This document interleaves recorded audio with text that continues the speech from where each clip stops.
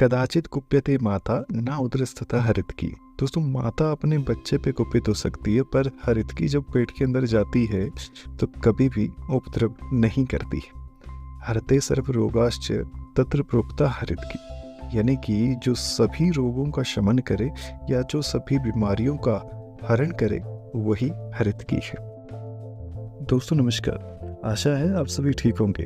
दोस्तों, आज हम बात करेंगे आयुर्वेद की एक ऐसी श्रेष्ठ औषधि के बारे में जिसका नाम है हरितकी। जी हाँ, इसे हर्ट या अभ्या के नाम से भी जाना जाता है। आज की इस वीडियो में हम देखेंगे कि हरितकी के गुण और फायदे क्या हैं, इसे कितनी मात्रा में प्रयोग करना है और कौन कौन सी ऋतु में कौन कौन से अनुपान के साथ इसको प्रयोग करना है और यह किसके लिए निषेध है, ये सब कुछ। तो आइए दोस्तों जानते हैं हरितकी के गुणों के बारे में। दोस्तों, हरितकी आयुर्वेद की एक श्रेष्ठ औषधि है। हरितकी 5 रसों से युक्त है। आयुर्वेद में बताए गए 6 रसों में से इसमें लवण रस नहीं पाया जाता, जिसकी वजह से इसे विलवणा भी कहा गया है। दोस्तों, इसके गुण लघु और रुक्ष होने के कारण यह आसानी से पच जाती है और शरीर में रुक्षता उत्पन्न करती है। इसके अलावा इसका वीर्य उष्ण है, जिसकी वजह से यह अग्नि के दीपन करने का कर्म करती है। तो आइए दोस्तों हम जानते हैं इससे आपको क्या क्या फायदे होंगे। तो देखिए, क्योंकि यह उष्ण वीर्य है तो यह आपके डाइजेस्टिव फायर यानी अग्नि को बढ़ा देगी और दीपन कर्म करेगी। अरुचि यानी कि एनोरेक्सिया यदि होता है, भूख नहीं लगती या फिर मन नहीं होता खाना खाने का, तो उसको भी ये दूर करता है। यह एक विरेचन कराने में हेल्प करेगा, यानी कि जिस लोगों का पेट साफ नहीं होता, उसमें गैस बनी रहती है या फिर वह अर्श यानी पाइल्स से रिलेटेड प्रॉब्लम है, तो वहाँ पे हरितकी बहुत ही अच्छा कार्य करती है। इसके अलावा रेस्पिरेटरी सिस्टम के अंदर अस्थमा के केस में यानी तमक श्वास इसे आयुर्वेद में कहते हैं, इसमें भी इसका काफ़ी अच्छे रिजल्ट देखे गए हैं। दोस्तों, आयुर्वेद में हरितकी को शोणित स्थापन भी कहा है, यानी कि यदि जिसमें रक्त की कमी है यानी एनीमिया के पेशेंट हैं तो उसमें भी इसका अच्छा प्रभाव आता है। और रक्त दूषित जो विकार हैं जैसे कि चर्म रोग होते हैं, स्किन डिजीज जितने भी हैं, उनको ये ठीक करता है। इसके अलावा इसे मेद्य रसायन भी कहा गया है दोस्तों। और सबसे इम्पोर्टेंट आचार्य कहते हैं कि वयः स्थापनम परम, यानी कि दीर्घ आयु के लिए हरितकी का सेवन बहुत ही अच्छा बताया गया है। आइए दोस्तों, तो अब हम जानते हैं कि इसे आप कैसे पूरे साल भर में प्रयोग कर सकते हैं, ऋतुओं के अनुसार अलग अलग अनुपान का प्रयोग करके।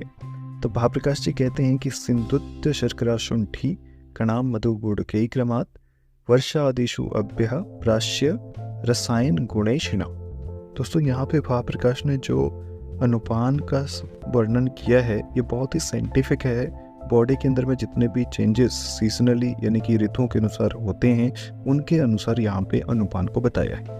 कहते हैं कि वर्षा ऋतु में इसे सैंधव लवण के साथ सेवन करें, शरद ऋतु में शर्करा यानी मिश्री के साथ सेवन करें, हेमंत ऋतु में हरितकी का सेवन शुंठी यानी सौंठ के साथ सेवन करना है, और जब शिशिर ऋतु होती है तो उस समय इसे पिपली के साथ सेवन करें, और बसंत ऋतु में मधु के साथ इसका सेवन बताया गया, और ग्रीष्म ऋतु में इसे गुड़ के साथ सेवन करने का वर्णन किया गया है। तो दोस्तों, अब हम बात करेंगे हरितकी की मात्रा की। तो हरितकी चूर्ण की मात्रा यदि आप बताए गए अनुपान के साथ प्रयोग कर रहे हैं तो इसमें उसकी मात्रा होगी 1 से 2 ग्राम। परंतु यदि आप इसका प्रयोग पेट साफ करने हेतु कर रहे हैं तो चूर्ण की मात्रा आपको लेनी है 3 से 6 ग्राम तक।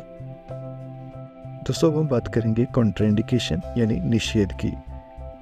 तो क्योंकि हरितकी का गुण रुक्ष है, तो जिनके शरीर में रुक्षता पहले से ही है, रूखापन है, ड्राइनेस है, तो वो भी इसे प्रयोग में ना करें। और जिनका बॉडी का वेट कम है वो भी इसे प्रयोग ना करें। जिनकी प्रकृति पित्त प्रधान है यानी कि जिनको गर्म चीज़ें सूट नहीं करती, वो भी इसे प्रयोग में ना लाए, क्योंकि यह उष्ण वीर्य है। और इसके अलावा दोस्तों, क्योंकि इसकी अधोगति रहती है तो गर्भवती महिलाओं के लिए भी यह निषेध बताया गया है।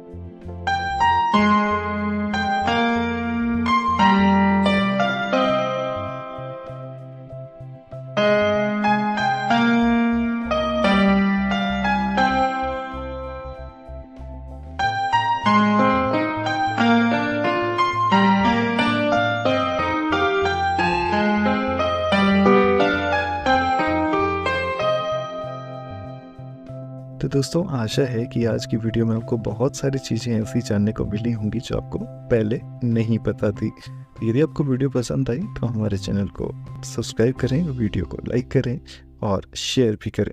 धन्यवाद।